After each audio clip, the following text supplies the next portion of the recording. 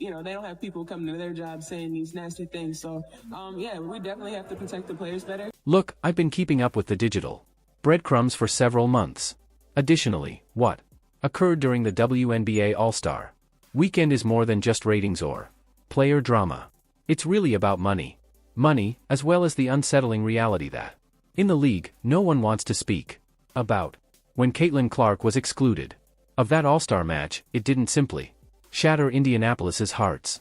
It broke the WNBA's whole economic delusion. Has been trying to sell us. The temperature of the current online discourse is intense heat, and with good cause.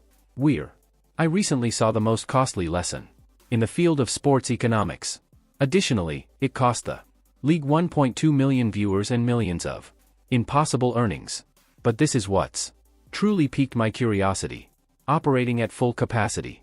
The manner everyone hurried to hide what do those figures really mean?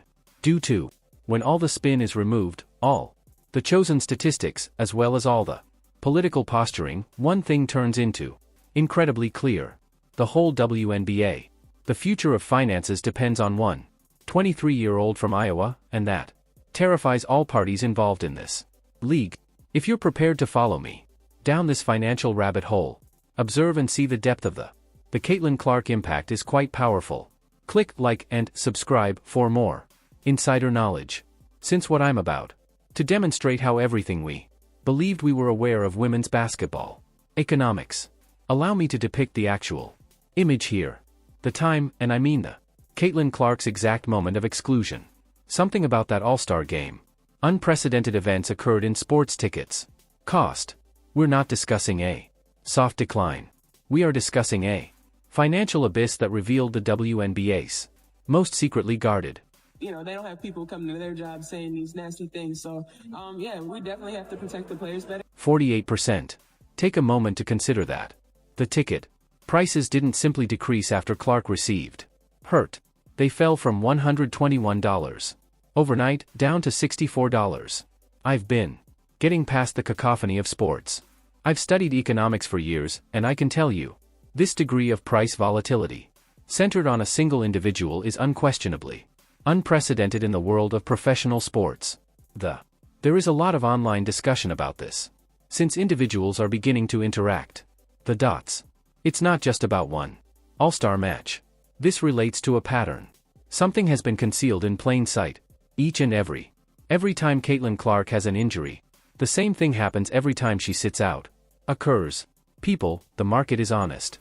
Additionally, the market is informing us that the WNBA has constructed its whole economic rebound on the backs of one participant. However, this is where things become complicated. Incredibly fascinating.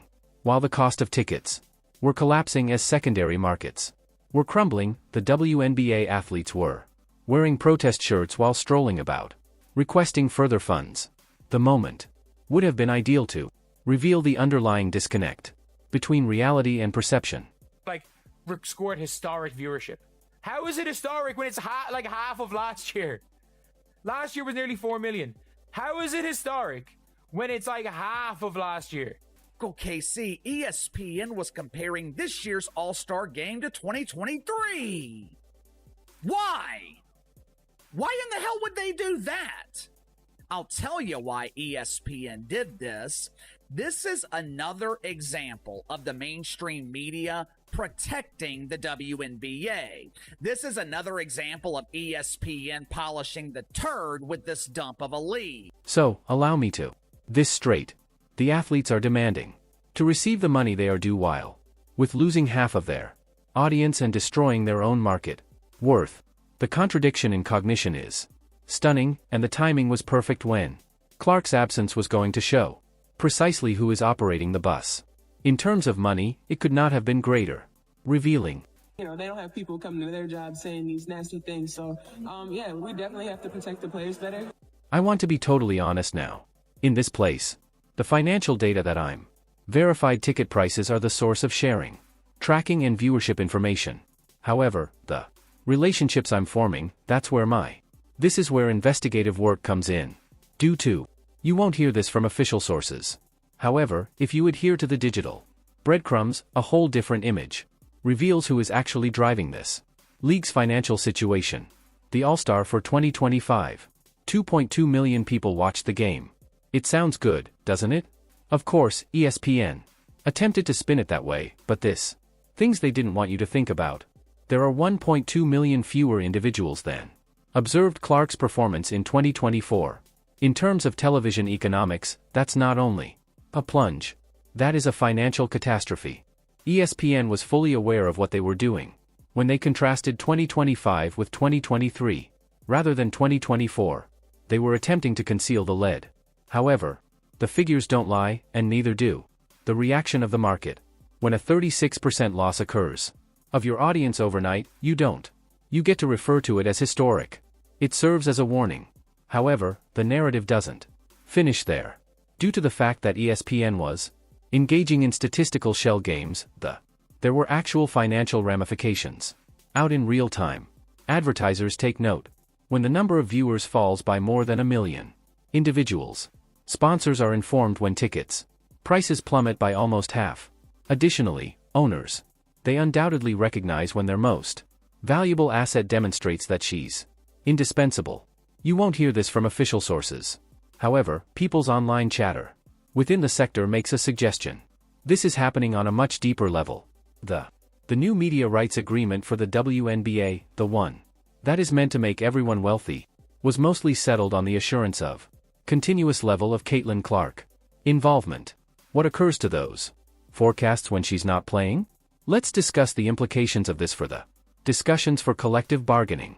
Due to the fact that this timing is absolutely vital, the athletes are advocating for significant pay increases and improved working circumstances, as well as a larger portion of sharing of revenue.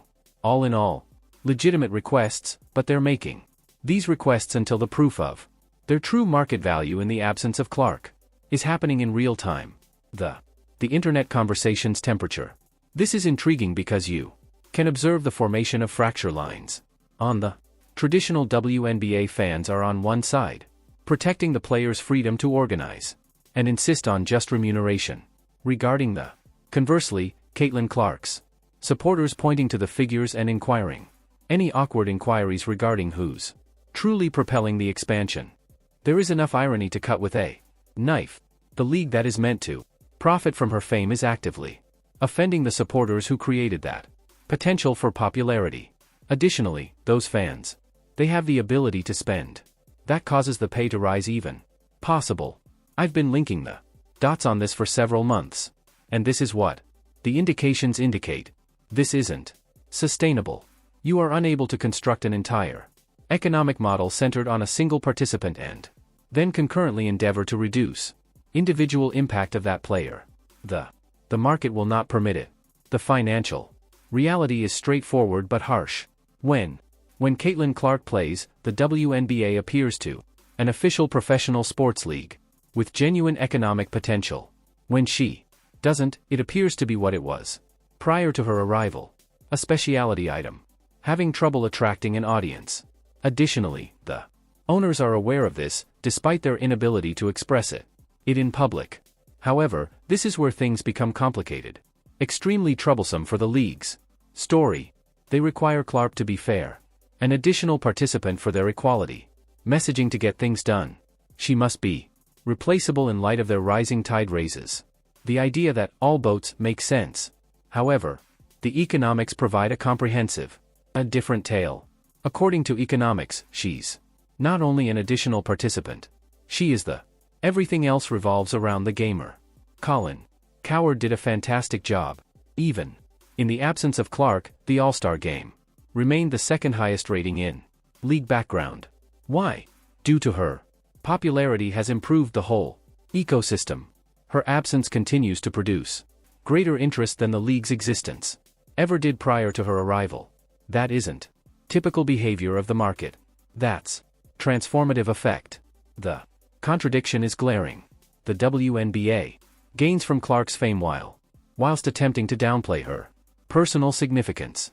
It is similar to asserting that the sun is unnecessary when savoring the warmth and light it offers. What is fact, therefore, and what is conjecture? Let's dissect it. The The collapse in ticket prices is real, as confirmed by several sports-related businesses. The decline in viewership is real, as demonstrated by Nielsen information. The protest's timing. Shirts in the context of financial reliance. The story begins there. Becomes intriguing.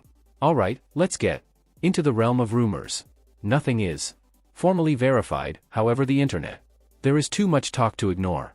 There are rumors that some proprietors are secretly worried about the discussions for the CBA occurring while the Clark reliance is so clear.